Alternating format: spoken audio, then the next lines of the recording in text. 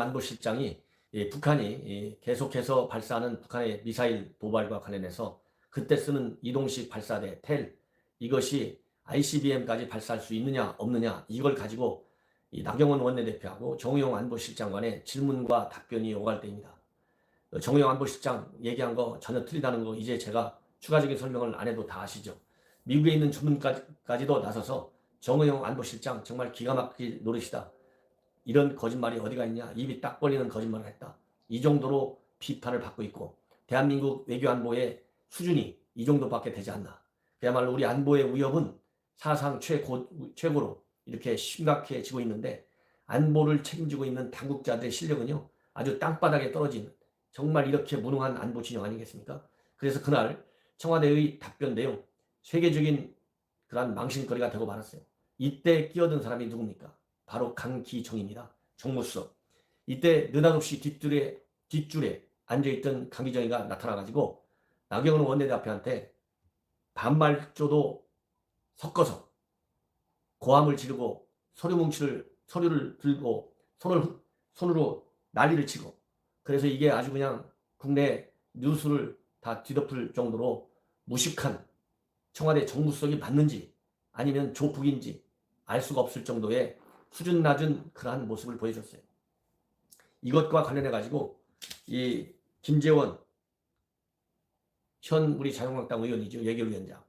그 다음에 그런데 이제 김재원 의원은 과거 박근혜 정부에서 정무수석을 한 사람이에요. 그 다음에 강기정 이 사람은 현재 정무수석이죠.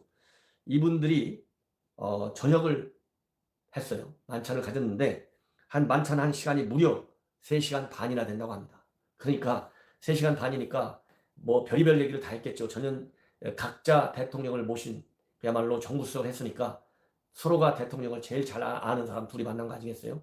그래서 이제 나경원 원내대표에 대해서 강기정 수석이 한 얘기를 가지고 이런저런 얘기가 나왔는데 이거는 TV조선에서 단독 보도한 내용이에요. 무슨 얘기가 나왔냐면 이 얘기를 대통령도 당연히 들었겠죠. 예. 그래서 대통령한테 질책을 받은 겁니다. 뭐라고 받았느냐?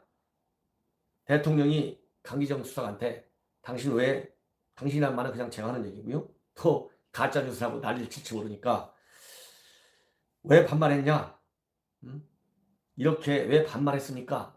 대통령한테 이렇게 질책을 받았다고 합니다. 예. 그래서 이 국감장에서 지난 수요일 저녁에 이랬던 일이고 그날 이제 난리가 나가지고 두 사람이 이제 술자리를 한 거죠. 이걸 취재해 보니까 이 술자리는 사실상 상식적으로 본다면 아무리 둘이서 친분이 있다 하더라도 한국당 원내대표한테 이런 모욕적인 언행을 저질렀는데 그 저질른 당사자하고 우리 자유한국당의 예결위원장이 밥을 먹는다는 게 아무리 화해를 맞는다 하더라도 우리 통상적인 정서로 보면 이해가 되지 않지 않습니까? 그런데 2주 전에 미리 잡힌 약속이라서 둘이서 그냥 저녁을 먹었는데 이 저녁 먹는 자리에서 강기정 수석이 말하자면 김재원 수석한테 이 얘기를 끊는 거예요. 사실은 고함을 자기가 저지른 것과 관련해서 문 대통령한테 지적을 받았다. 이렇게 실토를 한 거예요. 그래서 김재원 위원장이 언론에 얘기를 한 걸 보면 뭐 대통령이 정색하고까지 남이란 건 아니지만 왜 반말로 그랬습니까? 이렇게 지적했다고 합니다. 아니 뭐 그럼 대통령이 뭐 정부수장까지 막 화를 내겠어요? 점잖지. 그러면 대통령도 점잖지 않은 거지. 아무리 밑에 하다 하더라도 이걸 가지고 화까지 냈으니까 그러나 화를 내지 않고 점잖게 이렇게 왜 반말했습니까? 대통령의 입에서 대통령을 직접 모시고 있는 정무수석이 들었다는 것 자체가 강한 질책 이상의 지적이다. 이렇게 되면 연말에 청와대 개편할 때 강기정 수석은 제가 보기에 교체 1호예요. 만약에 이런 사람을 갖다가 교체하지 않는다. 그러면 정무수석이 하는 일이 뭡니까? 정무수석이 하는 일이 여당하고 소통하는 겁니까? 아니 물론 여당하고 소통하는 거죠. 그러나 더 중요한 것은 그야말로 요즘 얘기로 협치라고 그러지 않습니까? 야당하고 대화를 잘 해가지고 이 꼬인 전국을 풀어내는 그러한 마술사 같은 역할을 하는 것이 정무수석의 역할이에요.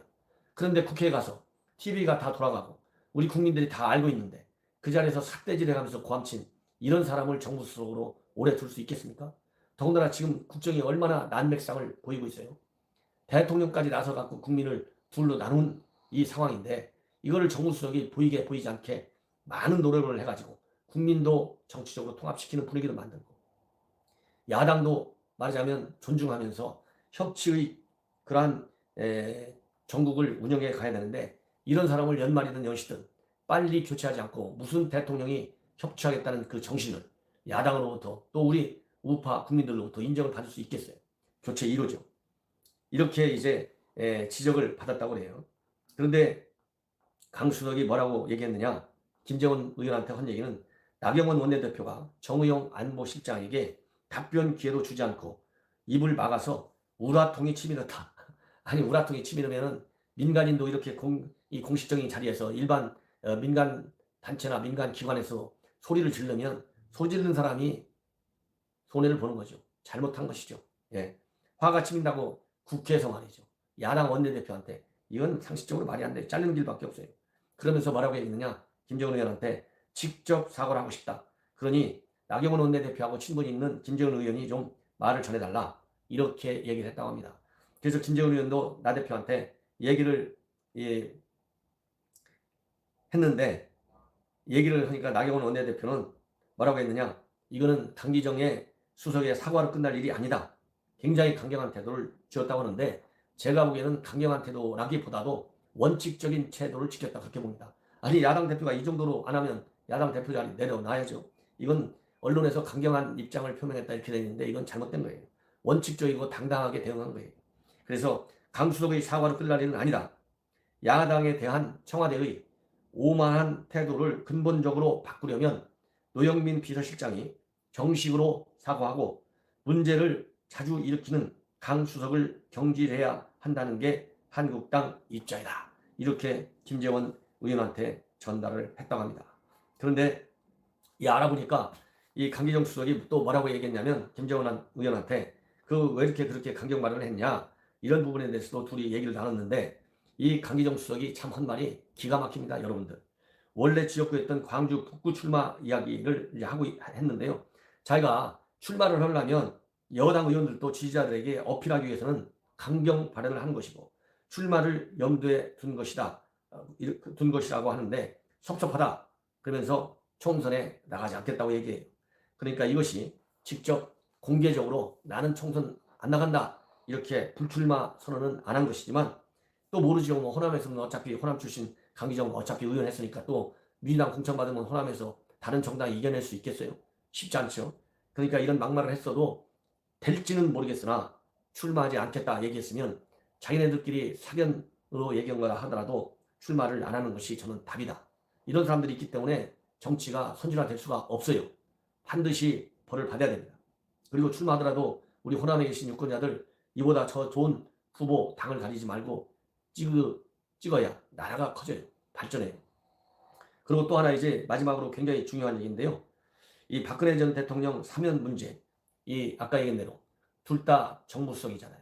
그래서 사면 내용도 오고 갔는데 이 TV조선 측에서 이 사면과 관련해서 어떤 얘기를 했느냐 이렇게 취재를 하니까 그거는 사면을 전제로 의견을 주고받았다. 그리고 김재원 위원장, 예결위원장은 그 문제에 대해서는 더 이상 말을 하지 않았다고 합니다. 예. 자, 제가 보기에 박근혜 사면, 이 박근혜 사면 조원진 의원이 얘기하기를 지금 우리 자유한국당과 범우파의 통합 문제가 거론되고 있는데 박근혜 전 대통령이 하는 얘기대로 따르겠다. 일단 이렇게 얘기를 했다고 해요. 그리고 뭐 우리 모두가 다 아는 이런 얘기는 현 정권이 보수 분열을 말하자면 더 촉진시키기 위해서 박근혜 전 대통령을 내년 4월 총선 이전에 직전에 사면시켜서 사면시킬 것이다. 그렇다고 본다면 박근혜 대통령의 말에 따라서 그러지 않아도 지금 갈라져 있는 이 자유우파들 진영이 완전히 분열돼 가지고 다음 총선에서 완전히 이제 죽을 쓸 것이다. 이런 걸 노리고 이제 박근혜 전 대통령을 사면할 것이다. 이것이 정설처럼 놔둔 지가 뭐 어제 오늘 얘기가 아니지 않습니까? 자, 그렇다고 본다면 여권이 의도적으로 야권의 분열을 노리든 안 노리든 간에 이제 사면 문제가 거론될 때가 지금 이미 늦었어요. 그리고 어쨌든지 간에 정치적 이해 타산을 떠나서 박근혜 대통령이 사면을 돼야죠. 예, 사면 돼야 되는데 우리 우파들이 할 일은 정부 여당이 뭘 노리든지 간에 이제 우리 우파가 하나로 뭉쳐야 할 때가 이미 지났다. 그래서 더군다나 지금 통합 논의가 진행되고 있기 때문에 반드시 박근혜 대통령 사면이 되면 더 강하게 뭉쳐야 된다. 이런 말씀을 드리고 싶어요. 그리고 사면 문제에 대해서 당연히 이 김정은 예결위원장의 의견을 들었겠죠. 그러면 김정은 위원장이 자기가 모신 대통령인데 정치적인 의미가 어디에 있든지 간에 사면 안 해야 된다고 하겠습니까? 당연히 조건 없는 사면을 해라. 이렇게 얘기했겠죠. 그리고 강기정 정부수석도 앞에서 나와 있는 지금 루머라기보다도 그런 세간의 얘기들에서 크게 벗어나지 않는 수준에서 얘기를 했을 것이다. 예. 저는 그렇게 생각합니다. 아무리 법적으로 지금 뭐 대법원 최종 확정 판결이 남아있지만 본래 사면폭언은 대통령의 정치적인 통치의 행위예요. 그래서 법을 초월하는 것이다. 저는 정치학에서 그렇게 배운 것 같아요. 그렇기 때문에 이 사면 문제 이제 점점 더 뜨거운 감자가 되고 있다. 왜? 자유우파의 통합 문제가 거론이 이제 본격적으로 거론되는 국면 아니겠어요? 빠르면 연말 안에 나올 예정으로 있는데 그렇기 때문에 이제 앞으로 우리 사면 문제에 관해서도 제가 중요한 뉴스 나올 때마다 여러분들께 신속하게 말씀해 드리겠습니다. 그리고 이 자유우파의 통합 문제에 관한 얘기도 제가 여러분들께 분석해 드리도록 하겠습니다. 대단히 감사합니다.